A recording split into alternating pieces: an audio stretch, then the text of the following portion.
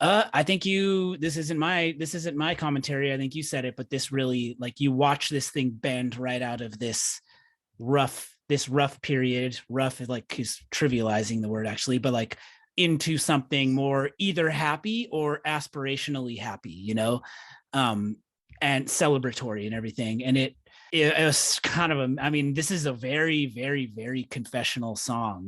This is Yes, yeah, this is a diary entry. absolutely. It so directly feels like someone's line by line diary. It reminded me of this conversation I had with the writer Stephen Hayden, was talking about like differentiating Jackson Browne from like the Bob Dylans and the Neil Youngs, who are these kind of like tap a moment abstractly and create a feeling. And it's Yes, yeah. And he was saying, like, I don't see Jackson Browne as that way. I see him as like a diarist. And I was like, Yes, okay, yeah, I do see him as he is a diarist. yeah. This is like, these are stories of him, and it is that. And I think that's true of Conor Oberst. It's probably something that attracts me to both of them. It was in the March of the winter, I turned 17, that I bought those pills I thought I would need. And I wrote a letter to my family, said it's not your fault, been good to me. It's just lately I've been feeling like I don't belong, like the ground's not mine to walk upon. And I've heard that music echo through the house where my grandmother by herself. And I sat watching a flower as it was withering. I was embarrassed by its honesty, so I prefer to be remembered as a smiling face, not this fucking wreck that's taken. It connects to the song we just talked about because it's a bit of a piano ballad. So like listening to those songs back to back, I encourage everyone to do that because I see those, it's a sequel. It's a sequel to that previous song we talked about. And he spends the first half recapping that period of his life, talking about how he was ready to die. He wrote a note.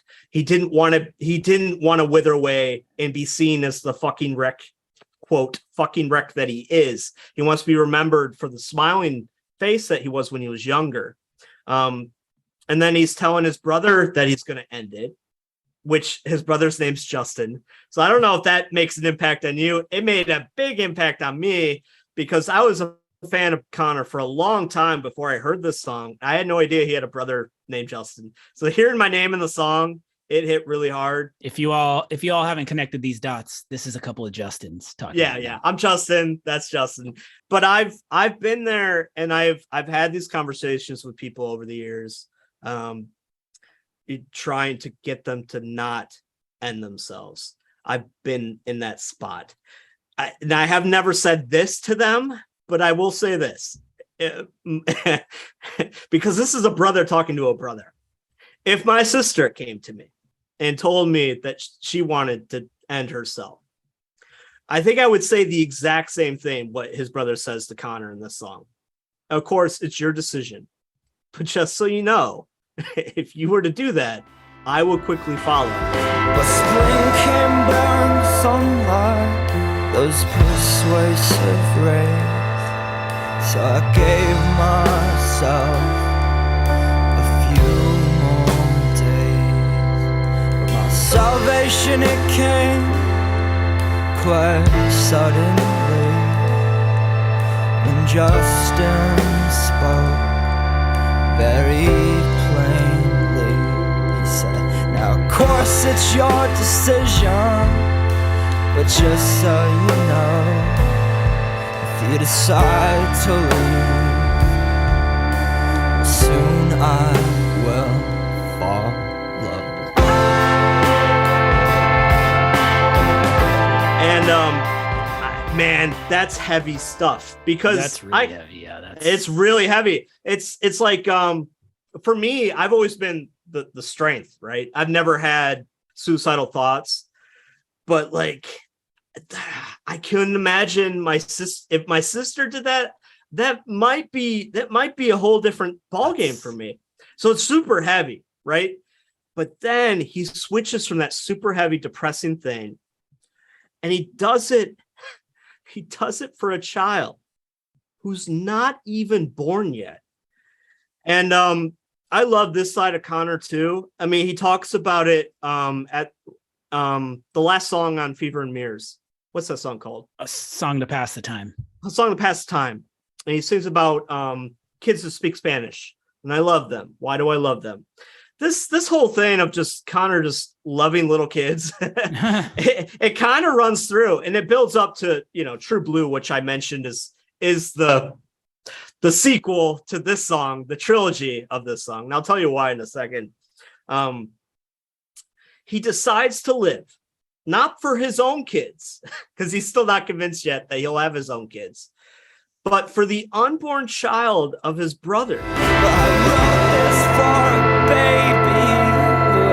Yet to be born, my brother's first child.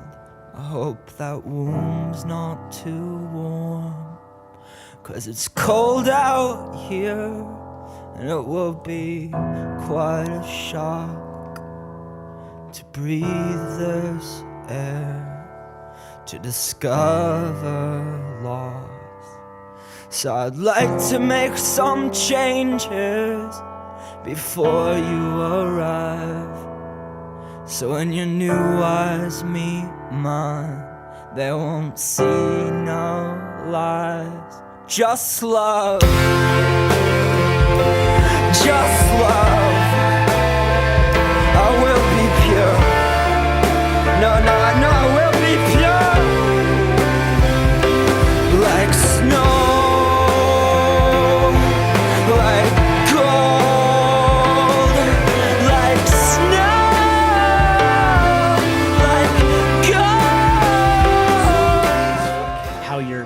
Parents feel about the way you're feeling, how your brother feels about how you're feeling, how the unborn baby of your brother is going to feel about like, it's very how do you put it, like you could see this as like someone being very dramatic and making public their problems or whatever. That perspective of like thinking about the people around you and the baby that's not born yet, that's a processing that is very selfless. That's very, for someone who's accused of being narcissistic, that is a very selfless message to put out there. And I love Mike Mogus put in a little bit of the electronica on the second half and how it kind of builds up. And I love that Conor's singing with such emotion, but it's not pain. It's a little pain, but it's kind of more triumphant when he's singing like snow, like gold. That's powerful. It's as powerful as any, like, especially Pumpkins Tonight. Believe in me as I believe in you.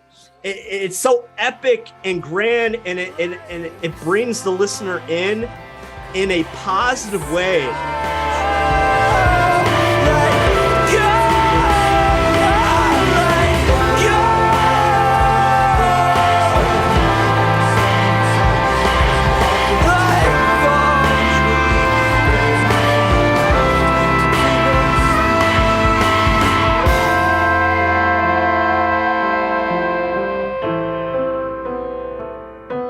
I guarantee that Conor has saved people's lives. I would bet this song is one of those that did it for a lot of people.